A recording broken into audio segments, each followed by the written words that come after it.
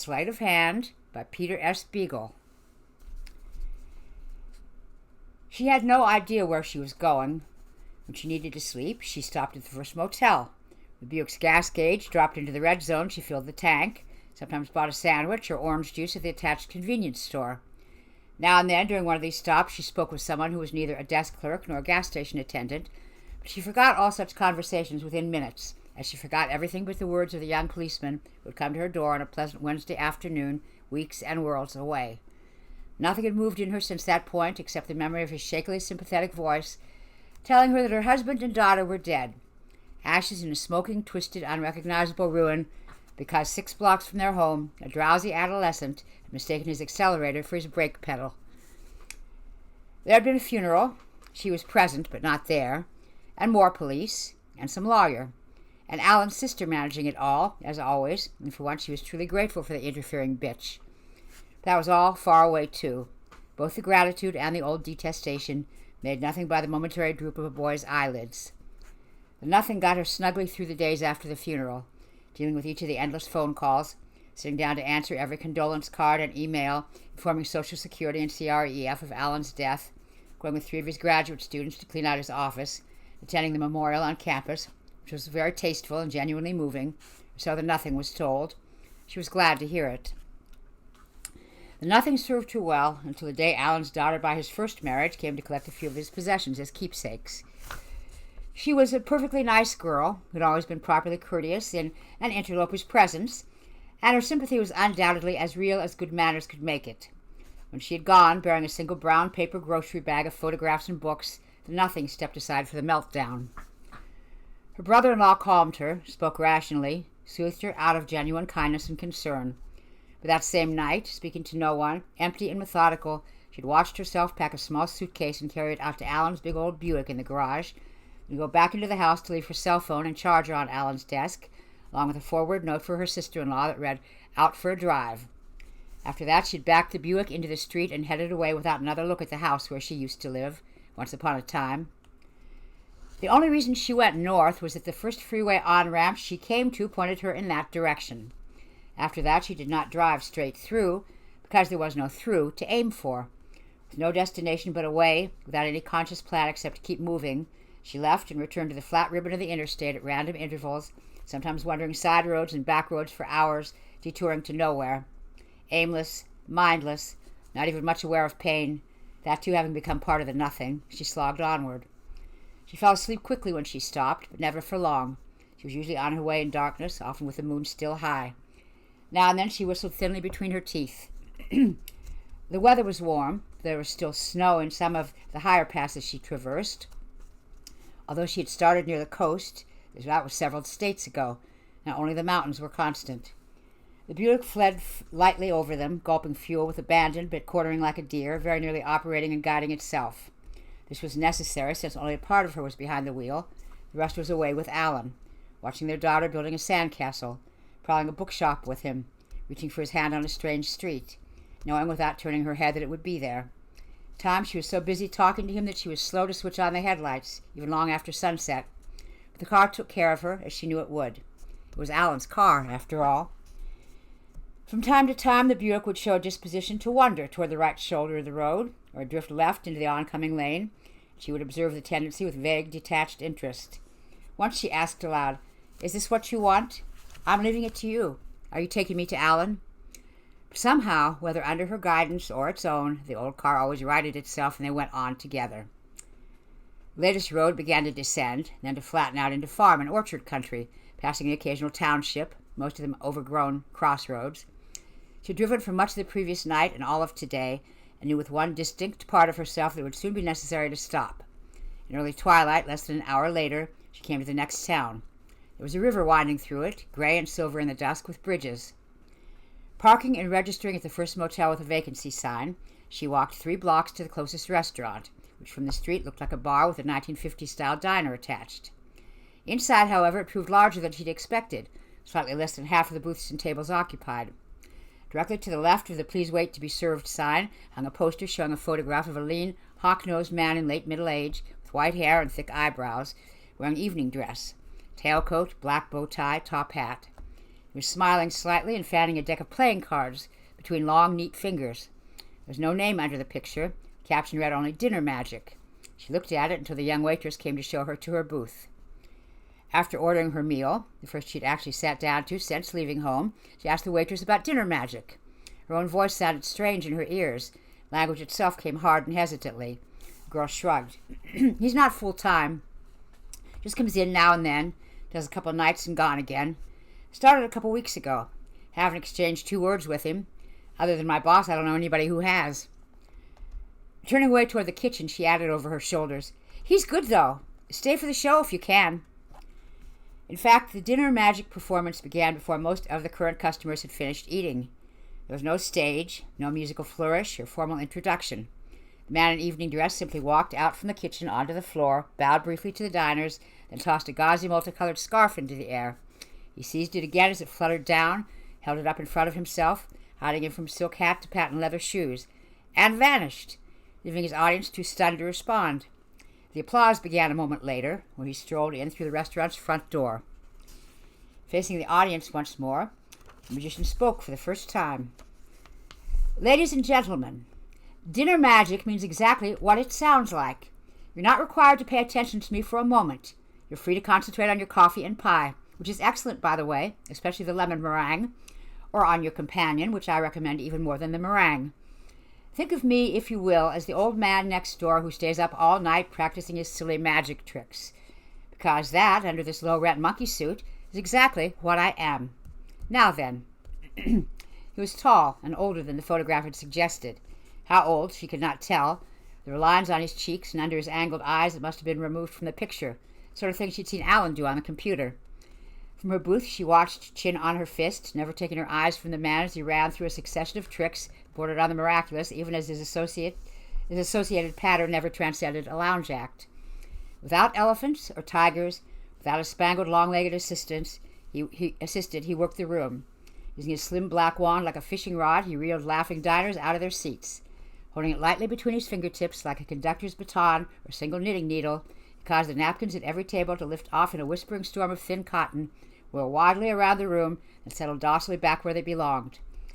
He identified several members of his audience by name, address, profession, marital status, and as an afterthought, by driver's license, state, and number. She was never one of these. Indeed, the magician seemed to be consciously avoiding eye contact with her altogether. Nevertheless, she was more intrigued, more awakened than she had meant to let herself be. She ordered a second cup of coffee and sat quite still where she was. Finishing at last with an offhanded gesture, but like an old-fashioned jump shot which set all the silverware on all the tables chiming applause, the magician walked off without bowing, as abruptly as he had entered. The waitress brought her check, but she remained in her booth, even after the busboy cleared away her dishes. Many of the other diners lingered as she did, chattering and marveling and calling for encores, but the man did not return. The street was dark, and the restaurant no more than a quarter full, when she finally recollected both herself and her journey, stepped out into the warm, humid night. For a moment she could not call to mind where she had parked her car, and she remembered the motel and started in that direction. She felt strangely refreshed, and was seriously considering the prospect of giving up her room and beginning to drive again. After walking several blocks, she decided she must have somehow gone in the wrong direction. There was no motel sign in sight, nor any landmark casually noted on her way to the restaurant. She turned and turned again, making tentative casts this way and that, even starting back the way she had come. Nothing looked at all familiar. Puzzlement had given way to unease when she saw the magician ahead of her under a corner street lamp. There was no mistaking him, despite his having changed from evening clothes into ordinary dress. His leanness gave him the air of a shadow rather than a man, shadow with lined cheeks and long, bright eyes. As she approached, he spoke her name. He said, "I have been waiting for you." He spoke more slowly than he had when performing, with a tinge of an accent that she had not noted. Anxiety fled on the instant, replaced by a curious stillness. As when Alan's car began to drift peacefully toward the guardrail or the shoulder or the trees, she said, "How do you know me? How do you know all about those other people?" "I know nearly everything about nearly everyone. That's the curse of my position. But you I know better than most." She stared at him. "I don't know you." "Nevertheless, we have met before," the magician said. "Twice, actually, which I confess is somewhat unusual. The second time was long ago. You were quite small." "That's ridiculous."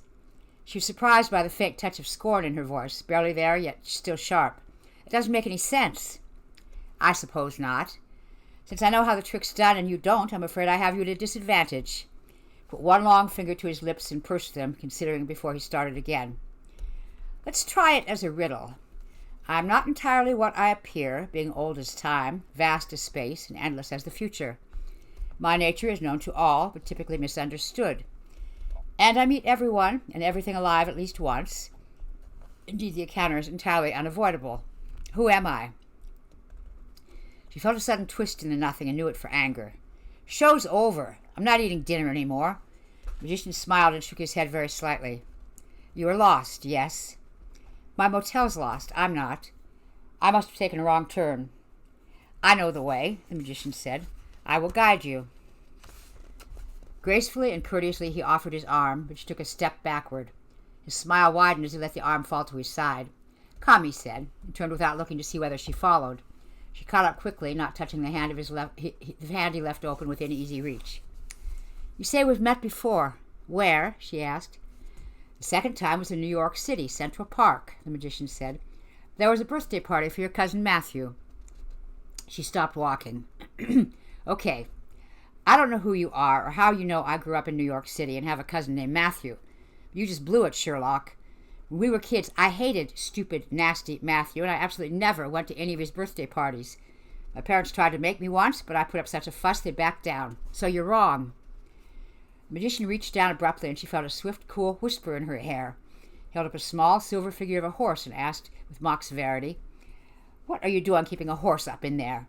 You shouldn't have a horse if you don't have a stable for it. She froze for an instant, wide-eyed and open-mouthed, and then clutched at the silver horse as greedily as any child. That's mine! Where did you get it? I gave it to you. The magician's voice sounded as impossibly distant as her childhood, long gone on another coast. And then came his command. Remember. At first she'd enjoyed herself. Matthew was fat and awful as usual, but his birthday had been an excuse to bring together branches of the family that rarely saw one another, traveling into Central Park from places as whispered and exotic as Rockaway and Philadelphia. She was excited to see her whole family, not just her parents and her very small baby brother, Matthew's mother and father, also uncles and aunts and cousins, some very old relatives she'd never met before in her life. They all gathered together in one corner of the sheep meadow, where they spread out picnic baskets, coverlets, beach towels, anything you could sit down on. They brought all kinds of old country dishes, and hot dogs, and hamburgers too, and baked beans and deviled eggs, and birthday cake, and candy and cream soda. It was a hot blue day full of food. But a 4-year-old girl can only eat and drink so much. And besides, after a while the uncles all began to fall asleep on the grass, one by one, much too full to pay attention to her. And all the aunts were sitting together telling stories that didn't make any sense. And Matthew was fussing about having a stomach ache, which she felt he certainly deserved. And her parents weren't worth talking to, since whenever she tried they were busy with her infant brother or the other adults, not really listening. So after a time she grew bored, stuffed but bored. She decided she would go and see the zoo. She knew that Central Park had a zoo because she'd been taken there once before. It was a long way from the picnic, but even so, every now and then she could hear the lions roaring, along with the distant sounds of buses and taxis and city traffic that drifted to her ears. She was sure it would be easy to find her way if she listened for the lions. But they eluded her, the lions and the zoo alike. Not that she was lost, no, not for a minute. She walked along enjoying herself, smiling in the sunlight, petting all the dogs that came bouncing up to her. If their owners asked where her parents were, she pointed firmly in the direction she was going and said, Right up there, and moved on, laughing before they had time to think about it. At every branching of the path she would stop and listen, taking whatever turn sounded like it led toward the lions. She didn't seem to be getting any closer, though, which eventually grew frustrating. It was still an adventure, still more exciting than the birthday picnic. Now it was beginning to annoy her as well. Then she came around a bend in the path and saw a man sitting by himself on a little bench. To her eyes, he was a very old man, almost as old as her great-uncle Wilhelm. You could tell by his white hair, and the deep lines around his closed eyes, the long red blanket that his legs stretched out in front of him. She'd seen other old men sitting like that. His hands were shoved deep into his coat pockets, and his face lifted to the angle of the afternoon sun. She thought he was asleep, so she started on past him, walking quietly so as not to wake him. Without opening his eyes or changing his position, he said, An exceptional afternoon to you, young miss. Exceptional was a new word to her, and she loved new words. She turned around and replied, trying to sound as grown up as she could.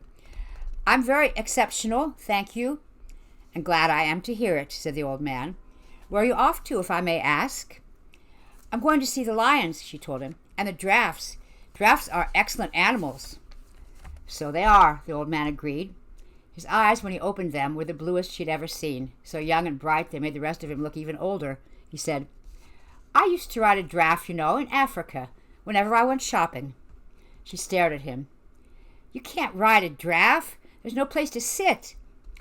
"I rode way up on the neck on a little sort of platform." The old man hadn't beckoned to her or shifted to make room for her on the bench, but she found herself moving closer all the same. He said, "It was like being in the crow's nest on the mast of a ship where the lookout sits. The giraffe would be swaying and flowing under me like the sea. The sky would be swaying too. I'd hang on to the giraffe's neck with one hand, wave to all the people down below with the other. It was really quite nice." He sighed and smiled and shook his head. "But I had to give it up, because there's no place to put your groceries on a giraffe. All your bags and boxes just slide right down the neck, and the giraffe steps on them. Giraffes have very big feet, you know." By the time she was standing right in front of him, staring into his lined old face, he had a big proud nose, and his eyebrows over it were all tangly. To her they looked mad at each other. He said, "After that, I did all my shopping on a rhinoceros. One thing about a rhinoceros," and for the first time he smiled at her, "when you come into a store, people are always remarkably nice. And you can sling all your packages around the rhino's horn and carry them home that way. Much handier than a giraffe, let me tell you." He reached up while he was talking and took an egg out of her right ear. She didn't feel it happen, just the quick brush of his long fingers. There was an egg in her hand. She grabbed for her other ear to see if there might be an egg in there too. He was already taking a quarter out of that one. He seemed just as surprised as she was, saying, "My goodness, now you'll be able to buy some toast to have with your egg. Extraordinary ears you have, my word, yes."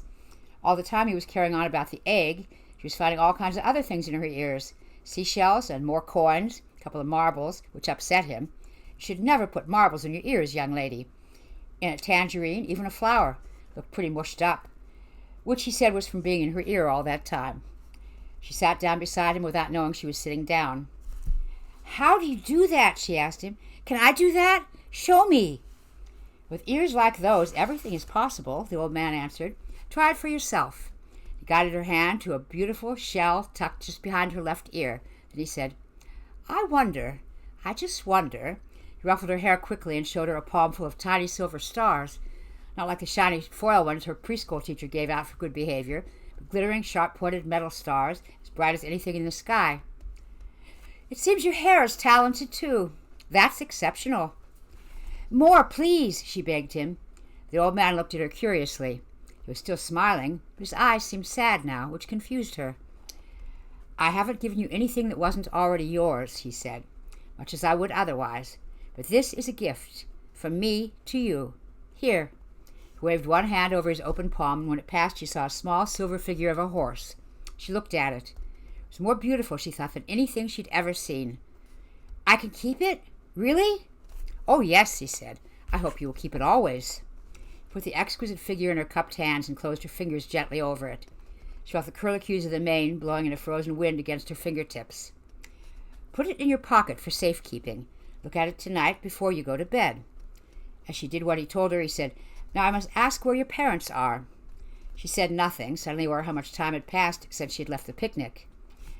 "They will be looking everywhere for you," the old man said. "In fact, I think I can hear them calling you now." He cupped his hands to his mouth and called in a silly, quavering voice, "Elfrida!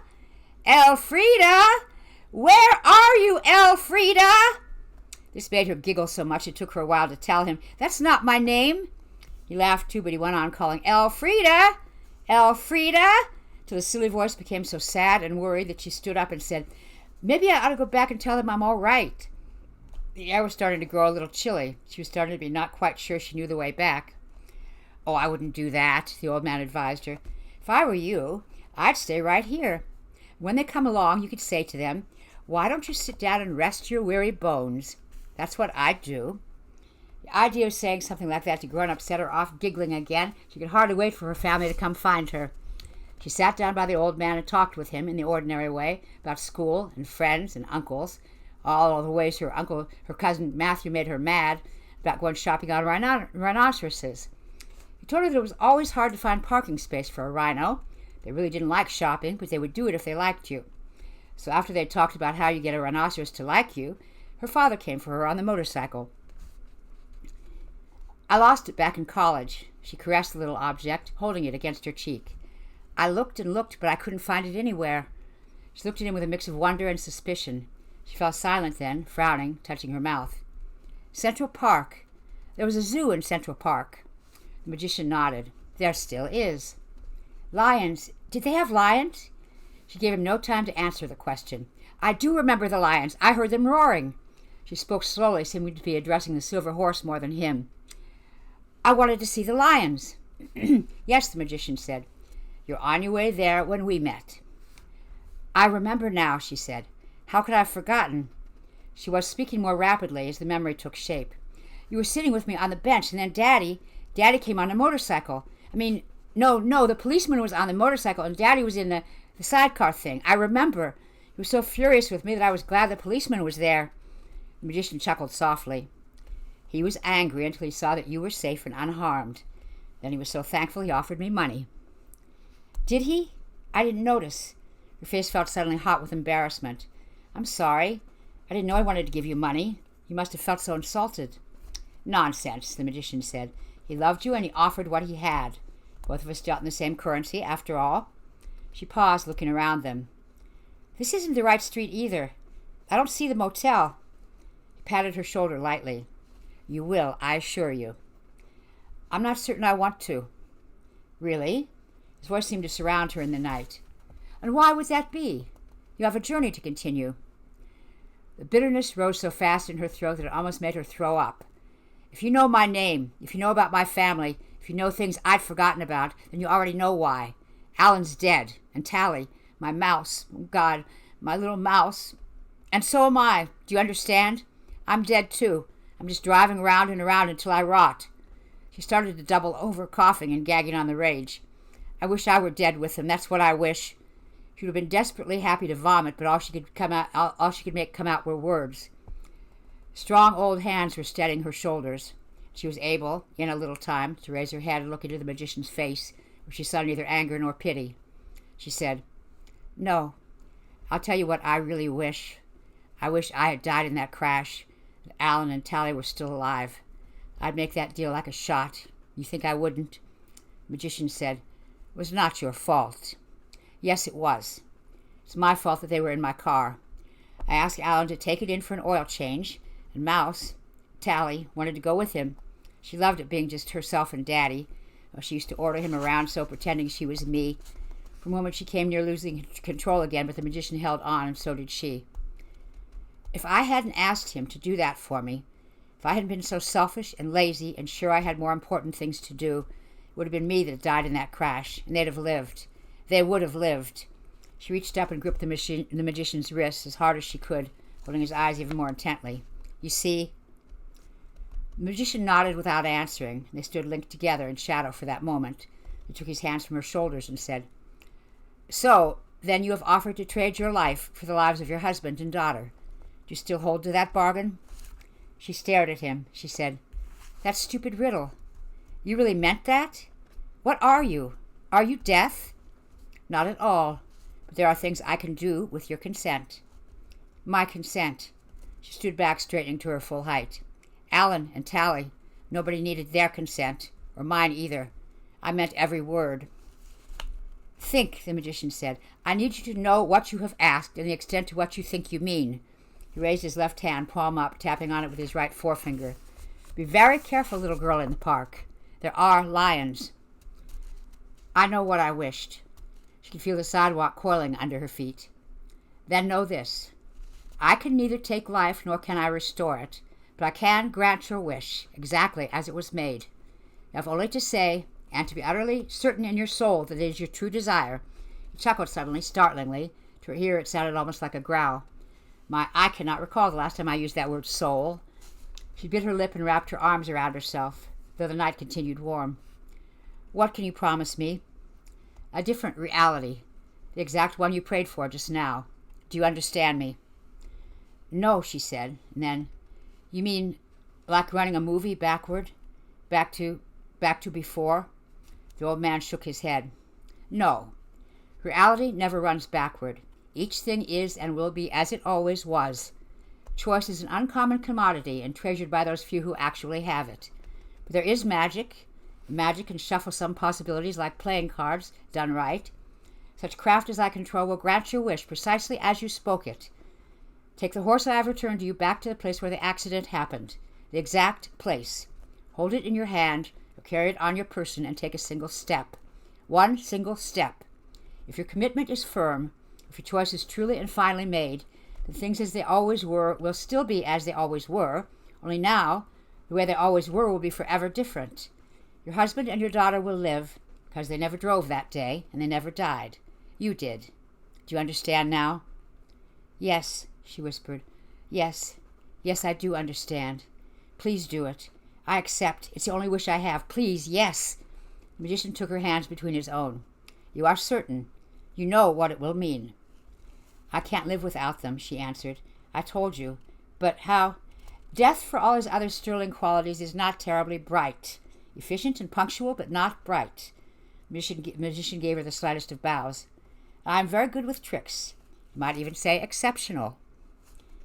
Can't you just send me up there right this minute? Transport me or email me or something? Never mind the stupid driving. Couldn't you just do that? I mean, if you could do, this. He shook his head. Even the simplest of tricks must be prepared, and this one is not simple. Drive, and I will meet you at the appointed time and place. Well, then. She put her hands on his arm, looking up at him as though at the sun through green leaves. Since there are no words in the world for me to thank you with, I'm just going to go on back home. My family's waiting. Yet she delayed, and so did he, as though both of them were foreigners fumbling through a language never truly comprehended, a language of memory and intimacy. The magician said, You don't know why I am doing this. It was not a question. No, I don't. Her hesitant smile was a storm of anxious doubt. Old time's sake? The magician shook his head. It doesn't really matter. Go now. The motel sign was as bright as the moon across the street, and she could see her car in the half-empty parking lot. She turned and walked away without looking back, starting the Buick, and drove out of the lot. There was nothing else to collect. Let them wonder in the morning at her unruffled bed, the dry towels never taken down from the bathroom rack. The magician was plain in her rearview mirror, looking after her, but she did not wave or turn her head. Free of detours, the road back seemed notably shorter than the way she had come, though she took it distinctly more slowly. The reason, to her mind, was that before she'd been so completely without plans, without thought, without any destination, without any baggage but grief. Now, feeling almost pregnant with joy, swollen with eager visions, they will live, they will. My mouse will be a living person, not anybody's memory. She felt a self that she had never considered or acknowledged conducting the old car, as surely as her foot on the accelerator and her hands on the wheel. A full day passed, more. Somehow she did not grow tired, which she decided must be something the magician had done, so she did not question it. Instead, she sang nursery rhymes as she drove, and sea shanties and Gilbert and Sullivan that Alan always loved. No, not loved. Loves. Loves now. Loves now and will go on living. Loving. Go on loving. Because I'm on my way, Alan. Tally, I'm on my way. For the last few hundred miles, she abandoned the interstate and drove the coast road home, retracing the path she and Alan had taken at the beginning of their honeymoon. The ocean was constant on her right, massive redwoods and hemlocks on her left, and the night air smelled both of salt and pine sap. There were deer in the brush, and scurrying foxes, and even a porcupine, shuffling and clicking across the road. Once she saw a mountain lion, or thought she had, long-tailed shadow in a shadow, watching her shadow race past. Darlings, on my way. It was near dawn when she reached the first suburbs of the city where she had gone to college, married, and settled without any control, or the desire for control, over very much of it. The city lay still as jewels before her, except when the infrequent police siren or fire engine clamor set dogs barking in every quarter. She parked the Buick in her driveway, startled for a moment at her house's air of abandonment and desolation. What did you expect, disappearing the way you did, no way to contact you? She did not try the door, but stood there for a little, listening absurdly for any sound of Alan or Tally moving in the house. And she walked away as calmly as she had from the magician. 6 blocks. 6 blocks. She found the intersection where the crash had occurred.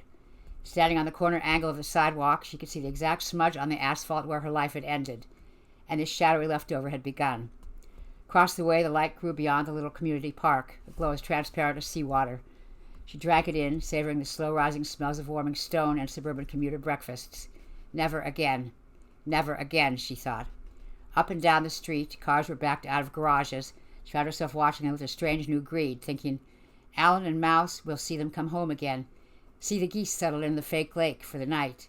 Not me. Never again. The street was thickening with traffic, early as it was.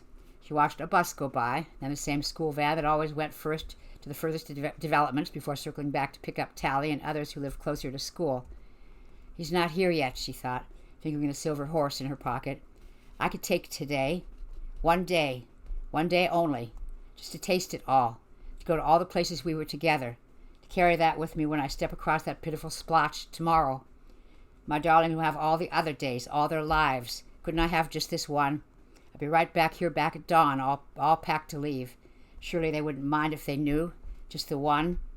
Behind her, the magician said, As much as you have grieved for them, so they will mourn for you. You say your life ended here. They will say the same for a time. Without turning, she said, You can't talk me out of this. A dry chuckle. Oh, I've suspected that from the beginning.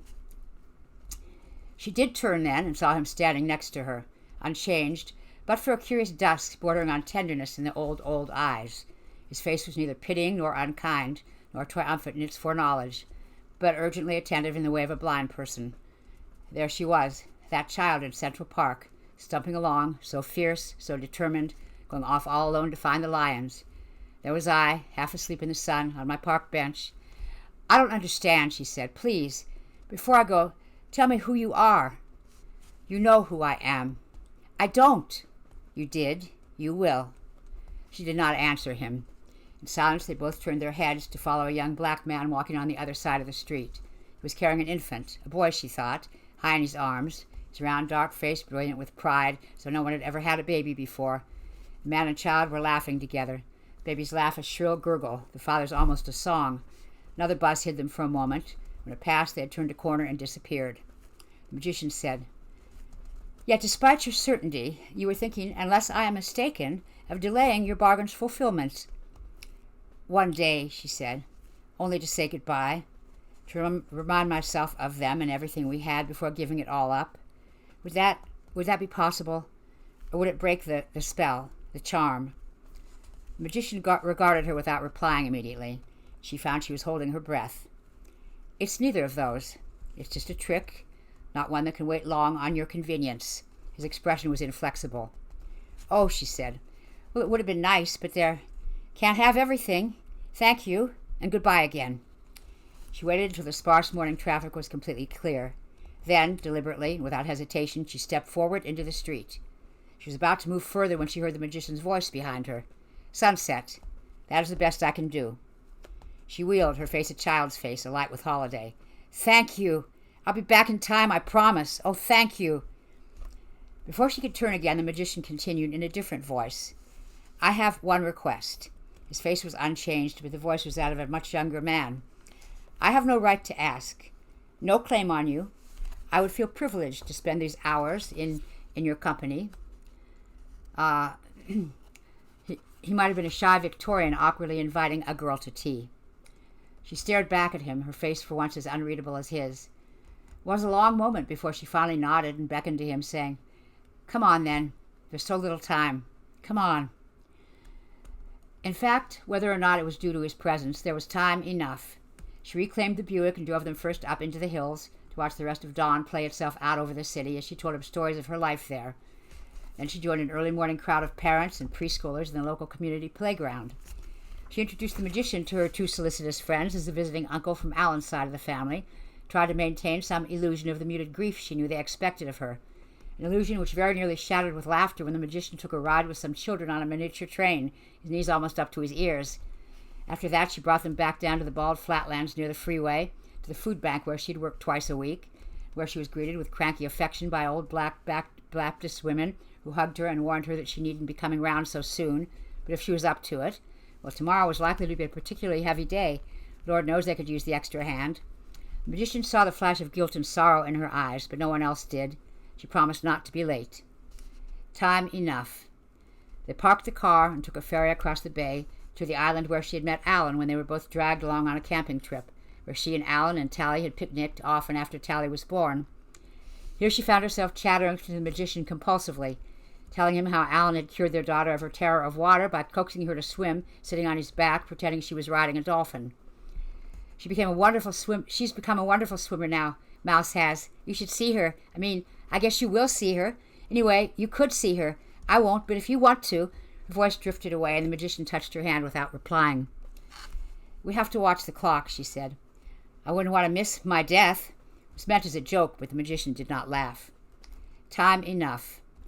Her vigilance had them back at the house well before sunset, after a stop at the family's favorite ice cream shop for cones, coffee for herself, double scoop, what the hell, and strawberry, after much deliberation, for the magician. They were still nibbling there when they reached the front. God, I'll miss coffee, she said, almost dreamily, then laughed. Well, I guess I won't, will I? I won't know if I miss it or not, after all. She glanced critically up at the magician beside her. You've never eaten an ice cream cone before, have you? The magician shook his head solemnly. She took his cone from him and licked carefully around the edges until the remaining ice cream was more or less even, and handed it back to him along with her own napkin. We should finish before we go in. Come on. She devoted herself to devouring the entire cone, crunching it up with a voracity matching the sun's descent. When she was done, she used her key to open the door and stepped inside. She was halfway down the front hall, almost to the living room, when she realized the magician had not followed. Hey, she called to him. Aren't you coming? I thank you for the day. This moment should be yours alone. I will wait outside. You needn't hurry, he said, glancing at the sky. But don't dawdle, either. With that, he closed the door, leaving her to the house and her memories. Half an hour later, 6 blocks away, she stood slightly behind him on the sidewalk and studied the middle of this intersection. He did not offer his hand, but she lifted it in both of hers anyway. You are very kind. He shook his head ruefully. Less than you imagine. Far less than I wish. Don't give me that. Her tone was dismissive, but moderated with a chuckle. You were waiting for me. You said so. I could have bumped into you wherever I drove, wouldn't I? If I'd gone south to Mexico or gotten on a plane to Honolulu or Europe sooner or later, when I was ready to listen to what you had to say, when I was ready to make this deal, I'd have walked into a restaurant with a sign for dinner magic, right? Not quite. You could only have gone this the way you went, and I could only have met you there. Each thing is and will be as it always was. I told you that. I don't care. I'm still grateful. I'm still saying thanks. The magician said softly, Stay. She shook her head. You know I can't.